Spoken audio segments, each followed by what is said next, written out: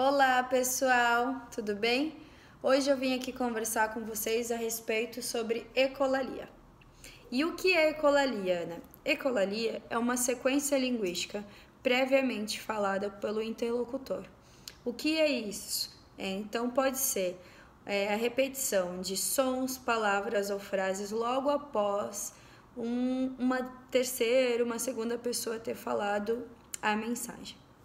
Existem três tipos de ecolalia. Ecolalia imediata, que é a repetição logo após a fala do interlocutor. A ecolalia tardia, que é um tempo prolongado, um tempo maior após a repetição daquela frase ou daquele som. Então, um exemplo, a criança ouviu o contexto, a frase pela manhã e à tarde ela repetiu o que ela ouviu. E tem a ecolalia mitigada, que é a ecolalia, a repetição que tem uma forma alterada na mensagem. Pode ser tanto com acréscimo ou com a retirada de algum elemento. Então, ela tem alguma modificação na mensagem, mas mesmo assim é uma ecolalia, né? É importante colocar que a ecolalia ela é uma forma muito primitiva de comunicação, mas ela ocorre e ela faz parte do desenvolvimento da linguagem, faz parte do desenvolvimento infantil. Ou seja, não é só as crianças com autismo que têm. Todas as crianças elas passam por essa fase de desenvolvimento da linguagem. Então, ainda tem muitas pessoas, muitos profissionais que acham que a gente tem que acabar com a ecolalia. Isso é um mito, tá? A gente não tem que acabar com a ecolalia, a gente tem que desenvolver esse diálogo, desenvolver essa linguagem para que a criança consiga contextualizar e inserir isso, né, no contexto comunicativo. Então, quando vocês ouvirem uma criança com autismo, com desenvolvimento com Down, com desenvolvimento típico, com apraxia, que também é comum, né? Pode ocorrer sim, crianças com apraxia ter ecolalia, a gente não tem que acabar com a ecolalia, nós temos que ajudar ela a desenvolver esse diálogo, né? Um ponto legal de se comentar é que a ecolalia, como eu disse para vocês, ela faz parte do desenvolvimento. Ou seja, se a sua criança ela começou a apresentar ecolalia, isso é um ponto legal, ela está em desenvolvimento. Então, a gente tem que começar a ajudar ela a trazer contexto, a trazer respostas, né, mais amplas, com mais elementos, com mais contexto para que ela consiga desenvolver e colocar isso em outras formas, acabar generalizando o que ela está aprendendo. Tá? Então, hoje eu vim trazer um pouquinho para vocês sobre a ecolalia. Outra coisa que eu queria também colocar, e que eu já ouvi de diversos profissionais, é que a ecolalia ela não tem função comunicativa. E eu vou contar um segredo para vocês. Ela tem função comunicativa. Ela tem função comunicativa. Ana, sempre ela vai ter função comunicativa? Não. Tem uns estudos da área da fonoaudiologia, obviamente, linguagem, né? A gente tem que saber, cada macaco no seu galho, que traz pelo menos, mais ou menos, 7 funções, 7 causas ou 7 objetivos, né? 7 funções para que a pessoa usa a ecolalia. Então, eu vou contar aqui um pouquinho para vocês sobre quais são essas funções, né? A gente sabe que, como se é um discurso primitivo, ela ainda precisa de ajuda, né? Então, essa criança ela ainda precisa de ajuda para reformular, para conseguir se comunicar adequadamente. Mas, em torno ali de uns 70%, 80% das chances que a criança ela traz, essa ecolalia, essa repetição, ela tem funções comunicativas, ou seja, nunca deixe de responder e de dar contexto a essa ecolalia. É bem possivelmente que essa criança ou esse adolescente e até adulto, tá, gente? Adultos também têm ecolalia, ele queira comunicar algo. Então, a gente tem que dar esse apoio e muitas vezes modelo para ele conseguir passar a mensagem que ele quer. Então, como eu disse para vocês, na grande maioria tem sim função comunicativa, tá? Outras funções que pode ter a ecolalia pode ser manutenção de diálogo, manutenção de contexto e de manter contato social, ou seja, às vezes eu quero continuar naquela contato, naquela interação com o outro, mas eu não sei como dar continuidade a isso e eu venho com a ecolalia para manter essa interação, esse contato social. Isso é bem comum também. Outra função que pode ocorrer também é a autorregulatória. Então, isso é muito comum entre crianças e adolescentes. Ela usa a ecolalia para se autorregular. Então, vou dar um exemplo. Eu tenho um adolescente que fica papá, mamã, papá, mamã, papá, mamã. E não necessariamente ele quer me passar alguma coisa com essa repetição. Ele quer se autorregular, então ele fica repetindo aquilo para ele se organizar. E normalmente essa ecolalia já tem uma resposta previamente, né? E se eu não dou essa resposta para ele que já está ensaiado, que ele já está acostumado, eu posso acabar prejudicando ele, eu posso desorganizar ele. Então, muitas das crianças e adolescentes, eles trazem a ecolalia pra gente como autorregulatória, às vezes não tem a intenção comunicativa, mas se ele traz a ecolalia pra gente e eu não dou a resposta já previamente, que ele já está acostumado, isso pode fazer com que ele desorganize ainda mais, tá? Então, também pode ser com intenção comunicativa, manter contato social, autorregulatória. Também pode ser uma forma de ensaio, então eu estou ensaiando o que eu vou falar para você. Eu ainda estou lá tentando buscar, então estou ensaiando e eu uso a ecolalia. Também tem aquela função que a criança usa, e isso acaba entrando muito no ensaio. A gente sabe que as nossas crianças com TEA, elas têm um tempinho maior de processamento de informação, né? Às vezes para responder, para formular perguntas. Então, às vezes a criança ela usa a ecolalia para ter esse tempo maior para formular tanto a pergunta quanto a resposta. Então, é uma forma dela, né? Te dou a resposta que você me pediu, mas espera aí, deixa eu processar. Enquanto eu estou processando, eu repeti logo o que você me falou para eu manter essa interação enquanto eu estou processando. Quando a resposta vir, eu consigo te dar a resposta correta.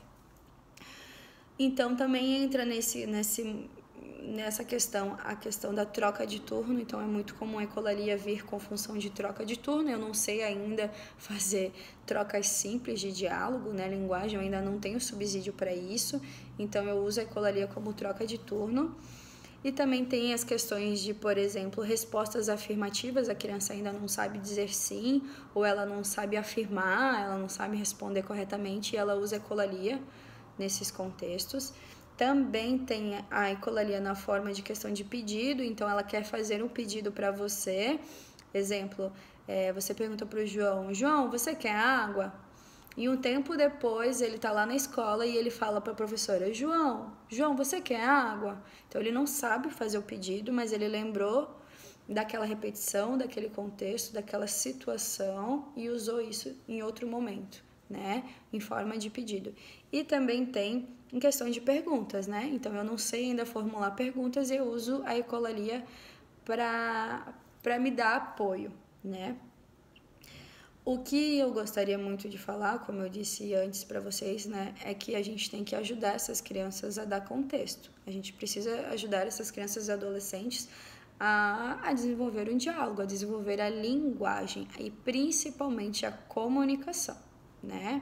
Lembrando que comunicação é troca de símbolos, então se eu não respondo essa criança, eu não estou me comunicando com ela. A comunicação ocorre quando é troca, né? Então, se eu passo a mensagem, você entendeu o que eu quis dizer e você me respondeu, isso é comunicação, tá bom? Ficou claro, tá? O que eu queria dar hoje para vocês também de alguns modelos, por exemplo, da ecolalia imediata, como eu disse para vocês. Ecolalia imediata, logo depois a repetição, né? Uma repetição previamente curta. Então, eu perguntei para o João, você quer água? E ele falou, ele queria pedir água, vou dar um exemplo, ele queria pedir água, ele queria dizer que sim, mas ele não sabia dizer sim. Então ele falou isso, João, quer água? Aí a gente pode dar o contexto, a gente pode dar o modelo. Então você quer água? Eu perguntei se você quer água. Você está me dizendo, você está me perguntando que o João quer água. Eu, Ana, quero água. E você? Você quer água? Toca na criança para ela entender que é com ela que a gente está conversando, né? Então fala, eu, Ana, quero água. Então, não, a Ana não quer água. Mas e você, João? Você quer água? Eu estou perguntando para você. Você quer água? Então, ou seja, eu peguei aquela repetição, dei contexto e já dei um modelo para ele fazer resposta, né? Então, sim, João, você quer água. Ou então você pode falar assim, a repetição logo imediata, né? Paulo, vem aqui, eu quero conversar com você. E daí ele fala, vem aqui, eu quero conversar com você. E daí você pode novamente dar um modelo. Isso mesmo, foi isso que eu falei, que eu quero que você venha aqui, que eu quero conversar. Pode ser, por favor? Ou seja, novamente, eu aceitei aquela mensagem, eu contextualizei e inseri, né? É muito importante isso.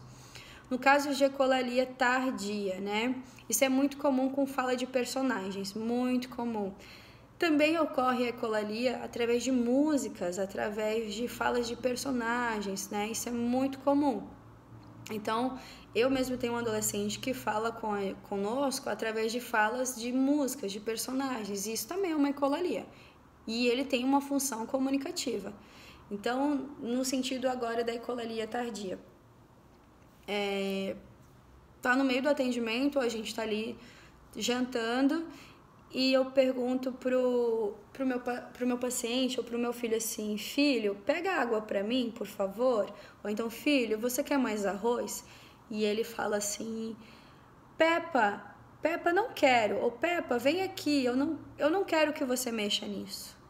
Ou Peppa, vai pra lá, né? Ou ele traz um contexto, ou Lilica está chorando, Lilica não quer. A gente tem que conseguir tentar observar o contexto dessa fala. Por que eu digo isso? Muitas vezes a fala pra gente da ecolalia tardia, ela não faz tanto contexto, ela não faz tanto sentido. Mas muitas vezes o sentimento do que aquela frase, daquela situação, daquela cena que a criança viu, às vezes é isso que ela quer passar pra gente, isso é muito comum. Então a gente tem que ficar um pouco atento com isso, né? Então a gente vai ter que contextualizar. Ah, filho, eu perguntei se você queria mais arroz, mas você tá me trazendo a fala da Peppa. Você viu a Peppa hoje de manhã na televisão? Ou você quer assistir o desenho da Peppa? É isso que você quer me dizer? Né? Então, novamente, eu não deixei quicando a ecolalia, muito pelo contrário. Eu usei isso como contexto, né? Botei isso no contexto, inseri isso e estou fazendo isso novamente uma forma de manter o diálogo, mas novamente de interação, troca de turno. Eu quero conversar sobre aquela fala dele, né? Outra coisa mitigada. Então, como eu disse para vocês, ela tem uma alteração na repetição. Novamente, essa criança ela precisa de modelo. Então, ela trouxe uma fala, pode ser um pouco diferente, com acréscimo, né? Ou não, mas a gente tem que lembrar sempre de contextualizar. Enfim, a mensagem que eu queria trazer hoje para vocês é que a gente tem que, como eu disse para vocês, aceitar a repetição dessa frase, dessa palavra, o som, contextualizar, né? Então, primeiro aceitei, compreendi, eu compreendi o que ele quis dizer, isso é muito importante da gente observar. Então, principalmente no caso das ecolarias tardias, às vezes na hora não faz tanto sentido e às vezes eu acabo não entendi, deixo passar batido e daí eu não contextualizei e aquela ecolalia vai vindo, porque eu não desenvolvo diálogo com a minha criança, eu não dou o modelo e ela não sabe o que fazer. Então eu compreendo, eu contextualizo e insiro isso na nossa conversa. Então, as nossas crianças e adolescentes, muitas vezes eles ainda precisam de muito modelo. É isso que a gente tem que lembrar, que a ecolalia ela precisa ser desenvolvida, ela não precisa ser acabada, mas sim, nossa criança e nosso adolescente precisa de modelo sempre, para conseguir dar respostas mais completas, para conseguir manter essa interação, para conseguir manter essa troca de turno e o diálogo, tá bom? Qualquer coisa, vocês me mandam mensagem, o que vocês acharam sobre esse tema, e se vocês precisarem de ajuda é só mandar ali nas mensagens para mim que a gente vai continuar conversando, tá bom? Beijão, espero que tenham gostado. Beijo!